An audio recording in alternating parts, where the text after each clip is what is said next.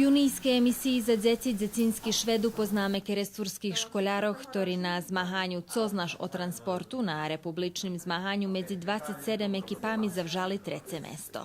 Upoznáme i Mihajla Racpetija, školára muzičnej školy Šomo u Kuli, dobitnika značných nahradoh na državnih i medzinárodných zmahanjoh, a zaznačili sme i jak bolo na stretnucu predškolských dzecoh u Novim Sadze. Na štvrtok u peršej časti emisiji Dobri večer Vojvodino doznace co budze na najnovším festivalu dzecinskej tvorčosti Rusnacoh Vojvodini Veselinka. Potim ušli dlhša rozvarka u studiju z narodnu poslanicu Olenu Papuga, ktorá nedávno menovana za predsjedateljku robotnej grupy za prava nacionalnih menšinov Narodnej skupštini Srbiji. U treci časci uvidíte čas festivalu horskoho špivanja, ktorý otrimani prešloho tižnja u Verbaše, a na koncu najnovšej emisiji Dobri večer Vojvodino uvidíte kraću drahopisnu reportažu zo z Belgiji, točnejše zo z Briselu i Brižu.